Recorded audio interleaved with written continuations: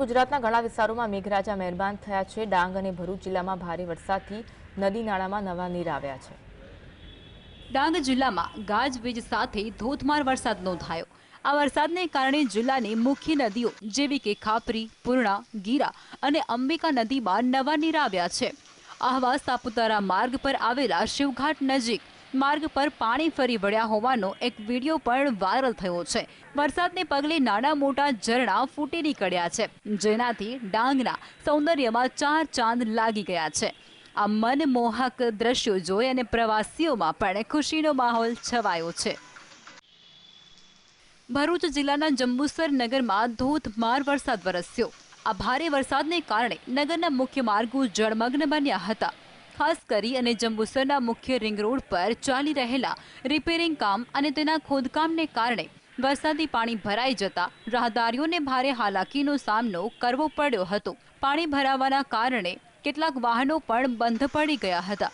જંબુસર નગરની સોગન સોસાયટી પાસે આવેલા ખુલ્લા ગટરના ઢાંકણાને કારણે 2 મોટરસાયકલ ગટરમાં ખાબક્યા હતા। સુરત શહેરમાં ભારે પવનને કારણે સમગ્ર શહેરમાં કુલ 28 ઝાડ પડવાના બનાવો સામે આવ્યા, જેના પગલે જનજીવન અને વાહન વ્યવહાર પ્રભાવિત થયા હતા।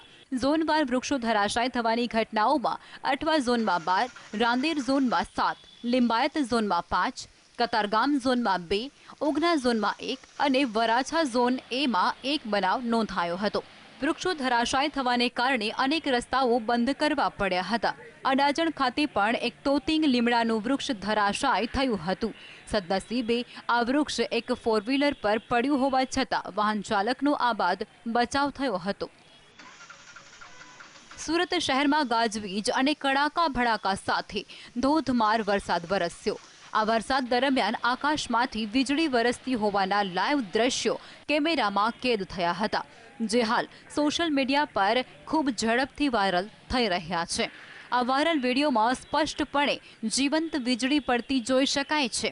સરથાણા વિસ્તારમાં આવેલ રાજહંસ ટાવર પર વીજળી પડ્યાના લાઈવ દ્રશ્યો કોઈ વ્યક્તિ દ્વારા પોતાના ફ્લેટમાંથી રેકોર્ડ કરાયા હતા। નવસારી જિલ્લામાં સિંચાઈ અને પીવાના પાણીની તંગી ન આવે તે માટે કેલિયા, જૂજ અને દેવધા ડેમ બનાવાયા છે। વરસાદી માહોલના પગલે નવું વરસાદી પાણીની આવક વધે તે પહેલા જૂના પાણીના નિકાલ માટે ગણદેવીના દેવધા ડેમના દરવાજાઓ ખોલી દેવાયા હતા। અંબિકા નદીના કાંઠે આવેલા 19 જેટલા ગામોને વહીવટીતંત્ર એલર્ટ કરવામાં આવ્યા હતા। જિલ્લાની 2 નગરપાલિકાઓને સિંચાઈ અને પીવાનું પાણી આ ડેમમાંથી આપવામાં આવે છે। Bureau report, GSTV।